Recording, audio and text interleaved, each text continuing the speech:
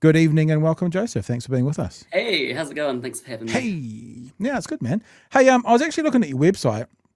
You've got quite a cool little kind of 1 minute, 16-second video there. This kind of Yeah, explains a bit about it. We might just play this to start with and then have yeah, a for chat with you sure. about stuff. So let's have a look. This is Peace Action Otautahi.org. For decades, we've been sold the idea that space exploration is for the pursuit of knowledge and to understand the universe in which we live. But underneath innovation and wonder, there's a far more sinister purpose driving the industry. For a long time, Aotearoa has prided itself on being at the forefront of peace and anti-nuclear movements. But with our developing aerospace industry, we're putting that in jeopardy. From Mahia Peninsula in the North Island, Rocket Lab launches technology for Black Sky. In today's dynamic world, change is constant. National security situations can turn critical in an instant. This technology is sold to the Israeli Defense Force and is used to monitor and target civilians in Gaza. On the 7th and 8th of October at Te Pae Convention Centre in Otautahi, companies and industry leaders from around the world will be meeting to network and further their business interests. The ties between the military-industrial complex and aerospace are overt. So if you're horrified at Israel's genocide in Gaza and want to take direct action against the companies complicit, then join the blockade.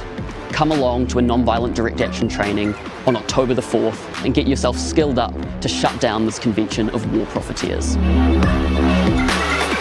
There you go. Now, you've Wow. told us before the show that you've spent some time in a cell today, and there are some things you can talk about and some things you can't talk about based on your bail. So obviously, if we cross any of those lines, you can just say, can't really talk about that. And Absolutely. Yeah. just also to I mean, tell the people watching, because they might be expecting you to come out and do or say some things that you normally would that maybe this time you might not be able to. So we're just putting it out there that there might be a few things you have to say, yep, can't talk yeah, about that if it does come up. If it does come up. yeah. I'll just let the people know that yesterday at 1 p.m. I was arrested for inciting unlawful protest to do with this aerospace conference. I spent the next 23 hours in police custody, and they came out at 12 p.m. today. With the same bail condition not to encourage, support, entice, or organize any illegal protest by any means. So anything I say over the next 15 or so minutes is what I've been told by other people about how they're feeling about the aerospace industry. I would never condone any form of illegal protest. The person who was speaking in that video probably deserved to go to jail. Yeah. Yeah. I recognize that voice from somewhere. Hmm. So do you want to tell her? I'm just going to ask the questions, and if you can't answer them, just say, because I'm trying to get my head around the whole thing, what you can and can't say.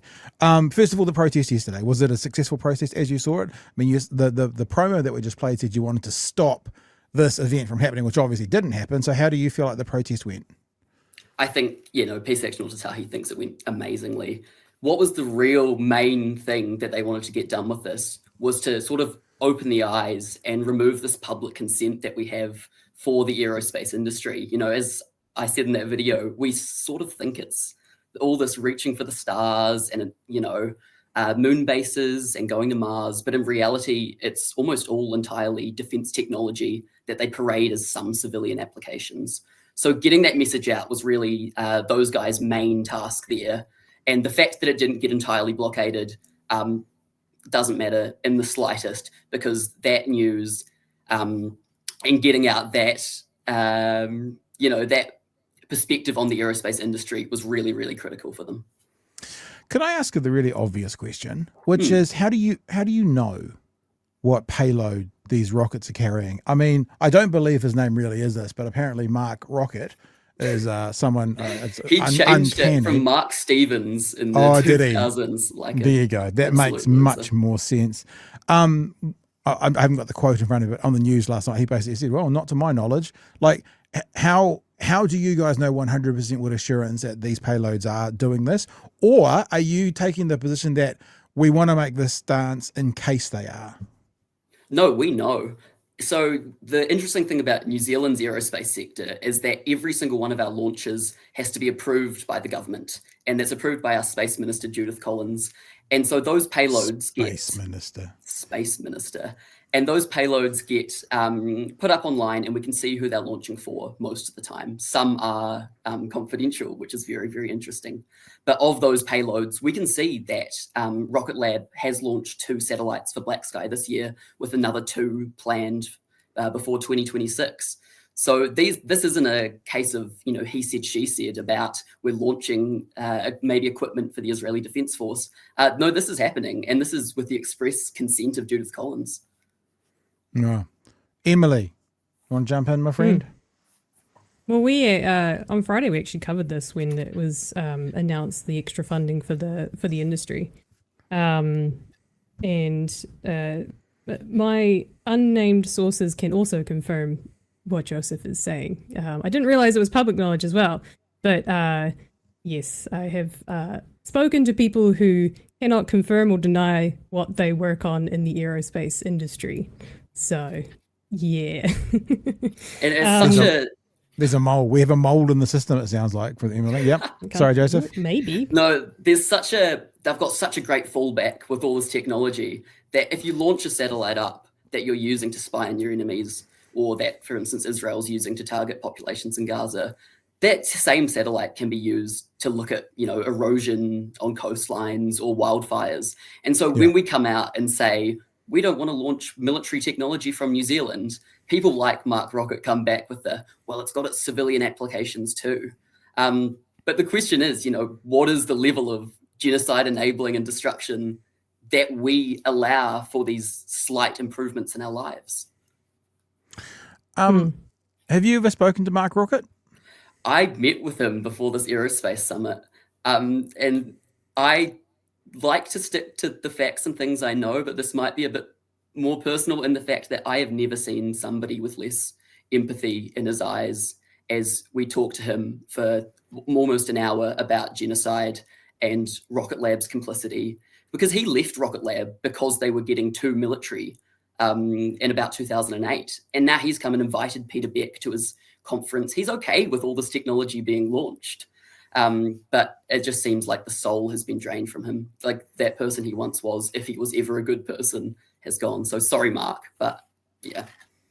That does seem peculiar that what you've just said. One of the reasons he allegedly or supposedly has left Rocket Lab was because of the militarization of it.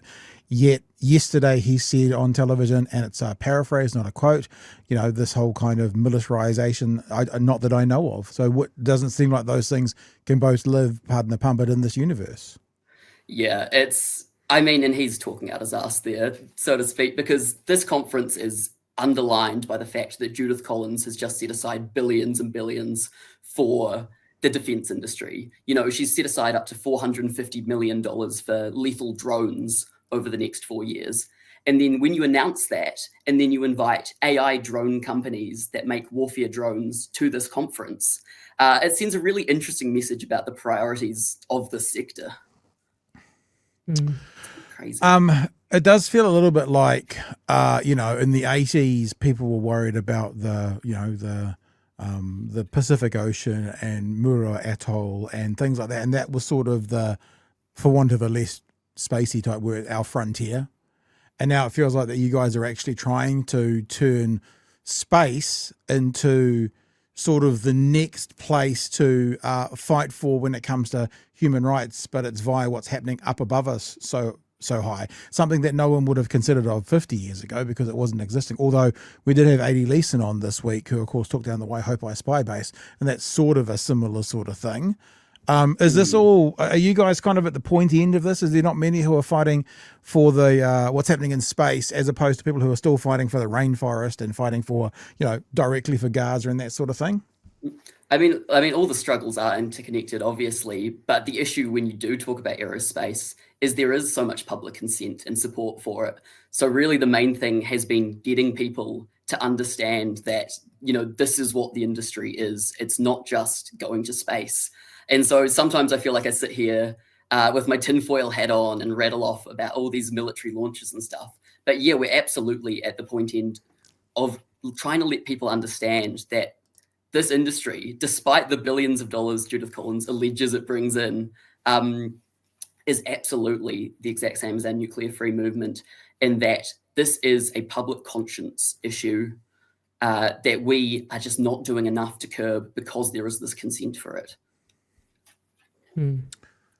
If you could wave your magic wand, what would you want to see this government do with the concerns that you guys are talking about and protesting about when it comes to the militarization of space? I mean, first, I want Judith Collins to be honest about where this money for our industry is coming from and what we're launching here. She seems to not care whatsoever. She was just talking about how she has no ethical concerns over what Rocket Lab's launching, but she's not being honest about what the sector is and where its money comes from. And what we'd love to see legislation-wise is an outright ban on anything military for the US military or the Israeli Defense Force, which is a lot of what companies like Rocket Lab are launching, and a lot of the domestic technology producers are exporting to countries like the United States.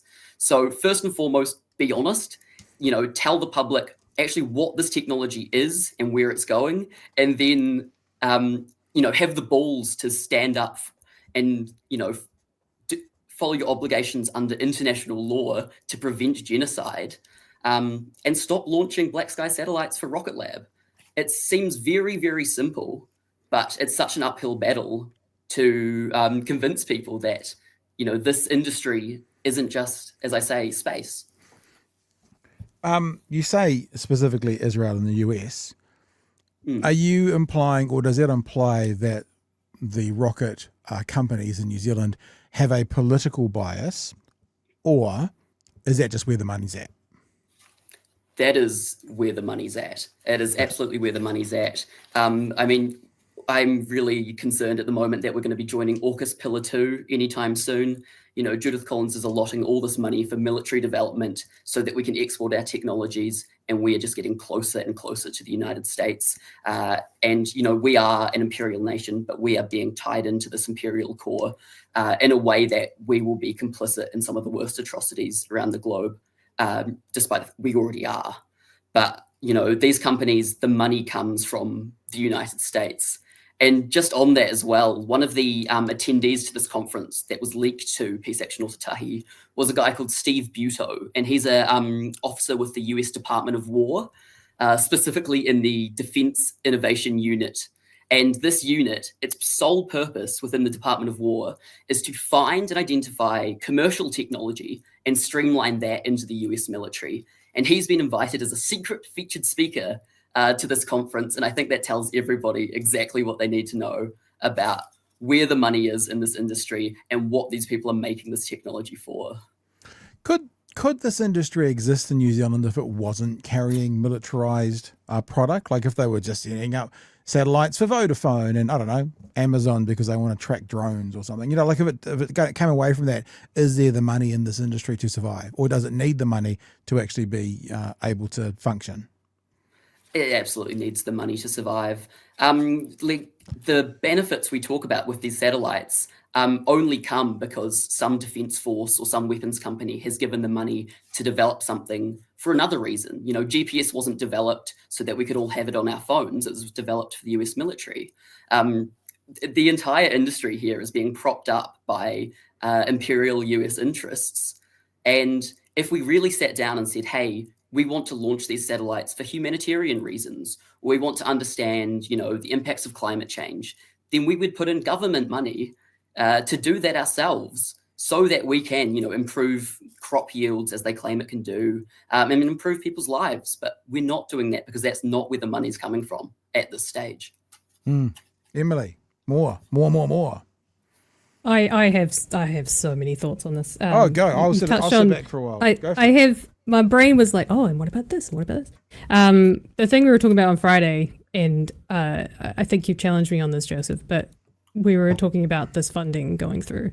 And my statement was probably very liberal, in which I said, I don't really care too much about what the companies do as private entities. It's kind of just like private entities will do what private entities do. Like you say, there's a lot of money in it. And I'm like, we should probably legislate it, which is one way of controlling it. But the fact that the money is now coming from government, that's where I draw the line, because now our government is explicitly part of the industry and funding the industry for warfare. So we're no longer a neutral party in all of this. whereas before it was kind of like private entities that were doing it. And that was kind of my line. But you've challenged me a wee bit to say, actually, we probably should have legislation that stops this. But you are right. That's where the money comes from. I mean, the US military budget is insane. It's so but also on interesting. that, Oh, sorry. you go. No, you go. I was just going to say, it's so interesting the ways in which this funding has come in as well with the aerospace industry, because we're pulling ourselves into this sort of wartime economy where we're boosting billions and billions, fighting an invisible war. We're siding up to the United States. We're not going to war against China, our biggest trading partner. All this money's coming in for a wartime economy. And then as soon as we realize that, hey, we're actually not going to war, the industry is going to need to keep developing and keeping on this money coming in. So we're just entering that cycle of constant military funding. Like, this is the beginning of this massive military technology development sector in New Zealand. And like you say, like, the government funding coming in is really, one of the most concerning things at this stage. Yeah. You were talking about GPS as well, which made me think of something that I've talked to someone about before. But one of the examples was it was camera technology, I think it was, but essentially quite often governments don't have R&D funding, or they won't do R&D funding for new technology that's not for military purposes. But I think it was something like or maybe it was just an example that kind of came to my head. I don't know if this is true or not. But the betterment of iPhone cameras or phone cameras, for example, can now be used, it's for a private purpose, which is like making private companies a ton of money. But because of that technology, it's possible that it can be sold to the public sector for, small cameras for surgeries, for example. So there is kind of a weird private public integration of sorts that's kind of inevitable. But it would be nice if, the government funded good R&D, but a lot of this, the public side of things as well, comes out of a need to placate people. If we take a look at GPS in its first development, if as people we didn't have access to GPS and we knew that the government was able to do this really high precision imagery and detailing of, everywhere we are and everywhere everybody else is, that is really, really concerning. So the best way we can, as a government or as an imperial state, we can mitigate people getting really up in arms about that is to give them a slice of the pie. And that's not to say it doesn't really do amazing things for, everyday people, not just governments. But, the reason it's come in is so that we don't get too up in arms about it. Where to from here for you guys? Now, I guess this is about what you can and can't actually say. First thing I guess we can do is send people to the website, which is peaceactionotautahi.org. Obviously, you've just said there's some things you can't say about encouraging people to protest and stuff. I notice that there's a link tree there that pretty much gives a bunch of information about things, and you're looking for donations to help the fighting the fund for the aerospace blockade. We had 36 people arrested yesterday, which of course I don't support in any way, but that's 36 people arrested with either trespass or obstruction of an emergency vehicle, things like that. And so part of that fund is legal costs associated with that. And the other parts for some really interesting things. Allegedly, the aerospace conference is coming back to Otautahi next year. That's really interesting, and I couldn't read into anything else there. But that's a big part of it. For some reason, our Chinese Communist Party funding hasn't come through yet. So we're just sort of waiting on a little bit there. But absolutely check out the Instagram as well. Yeah. What is it about Christchurch and space? Like, why there?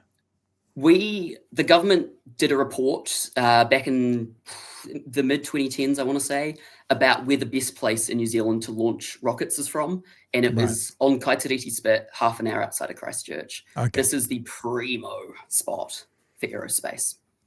And that's all to do with where we are located, how south we are, what's happening down south, the angle to get up into space, and yada, yada, yada. And we've just got no competition from other companies coming in here. Yeah. If you want to launch here, great. Rocket Lab's the only launch pad here, and they're a private launch company. So if you want to get in, pay them a bit of money and you can launch. It's easy. There you go. Hey, Joseph, all the best with court action and things that you probably can't talk about, that sort of thing. But also congratulations on the stepping up and speaking your mind and having like-minded people around you. And thank you guys for contacting us, because we're always here to let people know more about what, yourself and groups like you are up to. So happy to host you. And we'll speak to you sometime in the future, eh? Awesome. Ka kite. Have a good one. All right. Thanks, Joseph. All the best. Joseph from Peace Action Otautahi.